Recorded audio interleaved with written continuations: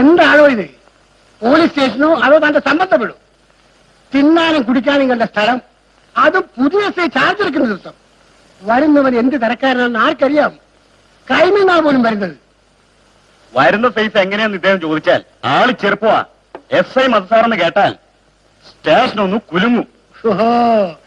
എന്തോന്ന് കുലുങ്ങാനാണോ? ഇപ്പോഴത്തെ കാലത്ത് പോലീസ് എന്ന് പറഞ്ഞാൽ എന്തോ ഉണ്ട് വില. ആർക്കെങ്കിലും ഭയമുണ്ടോ? അതൊക്കെ CP കാലം.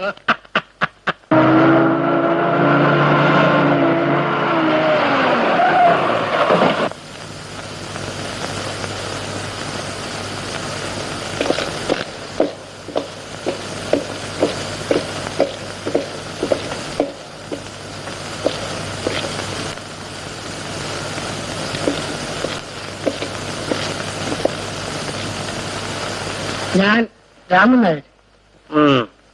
PC 304 നാരായണൻ. പൗലോസ് റൈറ്റർ.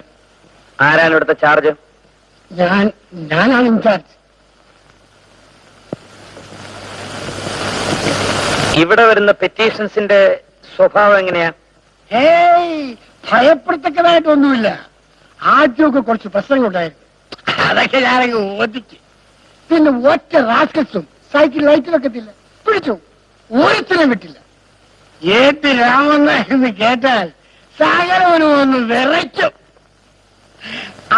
മറ്റൊന്ന് ചീറ്റിൽ തിരിച്ചു ഞാൻ മൊത്തം ശിക്ഷിച്ചു. അതിനൊരു കാര്യമുണ്ട്, ചാർജ് ഷീറ്റ് എഴുതുന്നത് ഞാൻ തന്നെയാ. അത് വേറെ കാര്യം. പബ്ലിക് പ്രോസിക്യൂട്ടർ എപ്പോഴും പറയും, നിർത്തണം. തനിക്ക് ആരുടെ വേഷം തന്നെ? CP അദ്ദേഹം. തനിക്ക് ഇനി ഞാൻ ഡിസിപ്ലിൻ പറഞ്ഞു തരണം. വേണം. വേണ്ട. ആ കേസുകളുടെ ഫയൽ എടുത്ത് വയ്ക്കൂ. ഉത്തരവ്.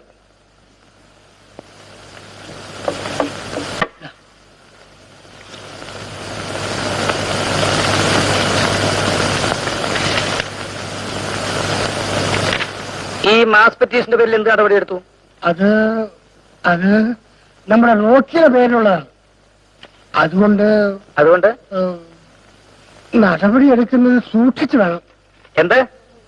അല്ല, റോക്കിയെ പിടിക്കാൻ ഒന്ന് പറഞ്ഞു തൊലക്കെടൂ. ഉത്തരവ് പറയാം. അവന്റെ പേരിൽ നടപടിയെടുക്കാൻ വിഷമമുണ്ട്. എന്ത് ചെയ്യാൻ മരിക്കാത്തവനാണ്. ആരാണവൻ? നമ്പർ 1 സ്റ്റേഷനിൽ അവിടെയാണ്. വ്യാജമദ്യം വിൽപ്പനയാണ് അവന്റെ മുഖ്യ തൊഴിൽ. അവന്റെയും ഗൂണ്ടകളുടെയും ഭരണമാണ് ഈ നാട്ടില്. അപ്പോ നിങ്ങളൊക്കെ സല്യൂട്ട് ചെയ്യുന്നുണ്ടാവുമല്ലേ? ഉണ്ട്. ഉത്തരവ് ഇല്ലേ?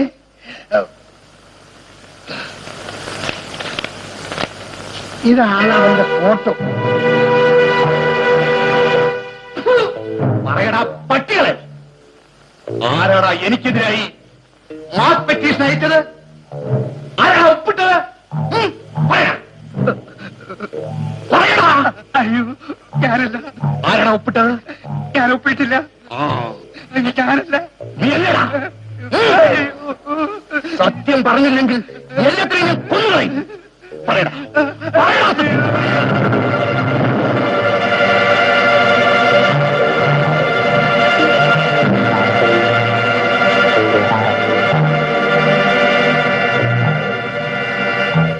ഓ, നീയാണോ റോക്കി? അതെ, ഞാൻ തന്നെ.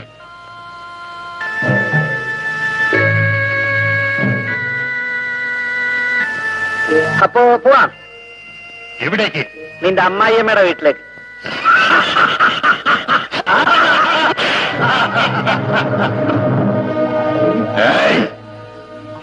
Get back!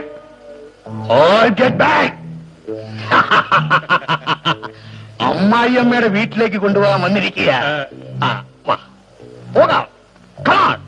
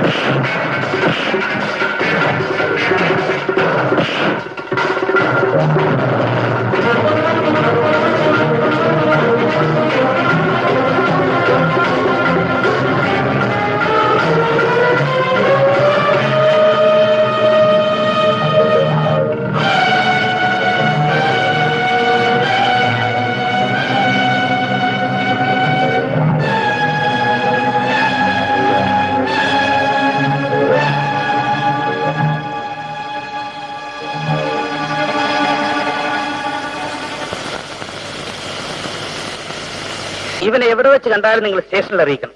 റോക്കി ഇനി നിങ്ങൾ ഭയപ്പെടേണ്ട കാര്യമില്ല, അവന്റെ കാര്യം ഞാൻ നോക്കിക്കോളാം.